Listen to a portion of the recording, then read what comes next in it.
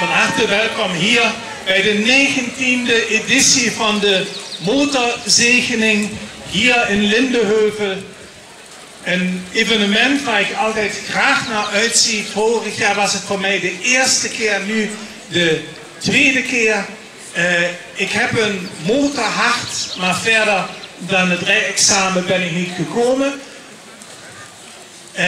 Want mijn moeder zei van ja, ik mocht er geen hebben. Op een motor zat geen kreukelzoon. Dus vandaar dat ik tegen mijn moeder niet aankwam en dus nooit verder actief motor gereden ben. Maar bij die rijexamens en de voorbereiding daarop heb ik het motorgevoel gekregen en kan helemaal met u meevoelen. We beginnen deze zegening die bedoeld is natuurlijk om bescherming af te roepen voor u, voor de mensen die met u op de motor zitten en natuurlijk de mensen die u tegenkomt in het verkeer om een veilige en goede seizoen, motorseizoen door te brengen. We beginnen met het kruisteken in de naam van de Vader en de Zoon en de Heilige Geest. Amen. Vandaag in het evangelie gaat het over de twee Emmausgangers, de twee leerlingen die op de terugweg zijn van Jeruzalem naar Emmaus, dat dorpje. En ze worden vergezeld door iemand die ze niet meteen herkennen. Het blijkt de verrezen Christus te zijn. En die gaat ook met ons mee, door ons leven. En die zit ook bij u mee op de motor. Er is altijd plaats genoeg voor hem, want hij heeft geen plaats nodig. Dus die willen we dus vragen straks om ons te helpen. En zo volgt nu de zegening, of het zegeningsgebed. De zegening is dan apart voor ieder afzonderlijk die langs rijdt met het gewijde water. Laat ons bidden. Almachtige God, schepper van hemel en aarde, vanuit de rijkdom van uw wijsheid heb jij de mens toevertrouwd om mooie en grote dingen tot stand te brengen. Wij vragen u dat allen die gebruik maken van deze prachtige motorvoertuigen hun reis veilig en zonder zorg volbrengen en door hun voorzichtigheid instaan voor de veiligheid van anderen. En dat ze, of ze ermee naar hun werk gaan of naar hun ontspanning, altijd onderweg Christus bij zich weten als hun metgezel, die leeft en heerst in de eeuwen der eeuwen. Amen.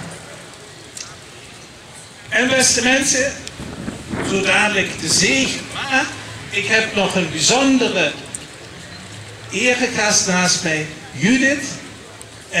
Die heb ik extra gevraagd om een gedicht voor te lezen. Het is niet door mijzelf, ik heb het gejat van internet.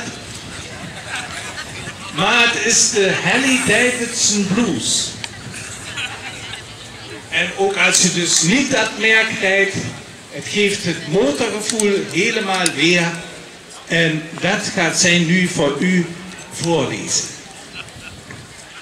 Motorleven, waaiwind, wapperende rode sjaal, stofbril vol dood insectenbloed, plof, grommend uitlaatgebruik, geuren, olie, benzine, vermengend, asfalt zwart, witte strepenflits, trillend zadel, motorhitte langs edele delen, gelukzalig gevoel, een tank chockvol vrijheid, geluksschreeuwleven, zonnewarmte op ledervest, spijkerbroek, relaxed geleund, bijna slaapgevoel, voet gesteund, de armen nonchalant hangend aan stuurstaal, kopland chroom, eeuwigheidsrit tot aan de hemelboog, de Harley Davidson Blues.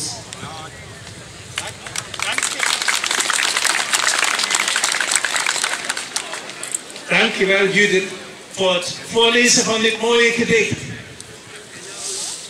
Vanmiddag is er in Oud-Geleen een voorjaarsconcert. Dat moest ik vanochtend aankondigen. Ik zeg ja, er zijn 2 concerten. Dat vanmiddag om 2:30 in de kerk. En dat hier nu om 12 uur op het plein van Lindeheuvel. Want dit motorgeronk, dat is voor mij muziek in de oren. En het mag nu beginnen. Wij beginnen bij het aftellen. En bij 0 gaat het dan beginnen. Aan de startknop. 10, 9, 8, 7, 6, 5, 4, 3, 2, 1, 0!